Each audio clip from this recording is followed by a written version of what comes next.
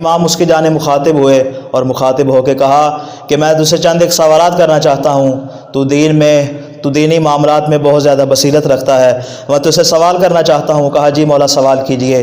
امام علیہ السلام نے سوال کیا، بتا قتل بڑا گناہ ہے یا زنا بڑا گناہ ہے؟ تو کہنے لگا قتل بڑا گناہ ہے۔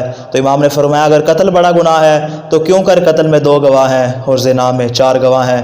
پھر فرمایا بتا نماز افضل ہے یا روزہ افضل ہے؟ کہنے لگا مولا نماز افضل ہے۔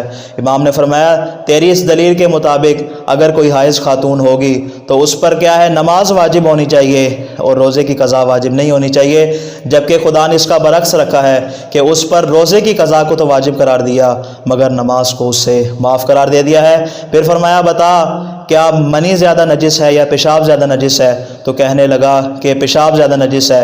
امام نے فرمایا اگر پیشاب زیادہ نجس ہے تو کیوں کر ایسا ہے کہ پیشاب کے آنے پر خدا نے وضو کو واجب قرار دیا اور منی کے آنے پر خدا نے غسل کو واجب قرار دیا؟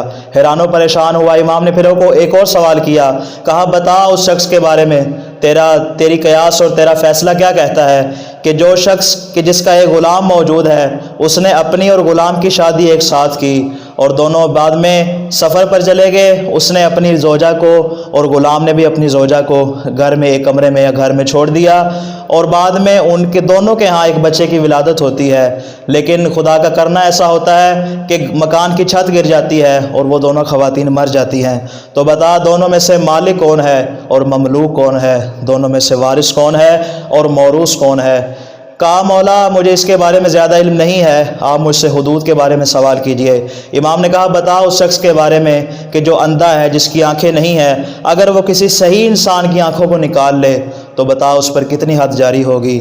پھر فرمایا کہا بتا کہ جو شخص لنگڑا ہے کہ جس کے پاؤں کٹے ہوئے ہیں، اگر کسی صحیح انسان کے پاؤں کاٹ لے تو بتا اس پہ کتنی حد ہے؟ تو کہنے لگا مولا مجھے انبیاء کی بعثت کے بارے میں زیادہ علم ہے، مجھے انبیاء کے بارے میں سوال کیجئے۔ امام نے پوچھا بتا کہ جب خدا نے موسیٰ اور ہارون کو کہا کہ جاؤ اس کو دین کی تبلیغ کرو، اس کو کلمہ توحید کی جانب دعوت دو، اور پھر کہا تھا لعلہ یتذکر او یخشی کہ شاید وہ تذکر حاصل کر لے یا خشیت خداوندی کو حاصل کر لے۔ اب بتا لعلہ تو آتا ہے اس صورت میں جب انسان کو کسی چیز کے بارے میں شک ہو۔ بتا کیا خدا کو یہاں پہ شک تھا کہ خدا نے لعلہ کے کلمہ کو استعمال کیا؟ مبہوت اور حیران و پریشان ہوا، کہا مولا سے کہا مجھے ان تمام سوالات میں سے کسی کے جواب معلوم نہیں ہے۔ امام اس کی جانب متوجہ ہوئے اور کہا تو گمان کرتا ہے کہ تو کتاب خدا سے فتویٰ دیتا ہے، جبکہ تو نہ اس کتاب کا وارث ہے اور نہ اس کتاب کے ساتھ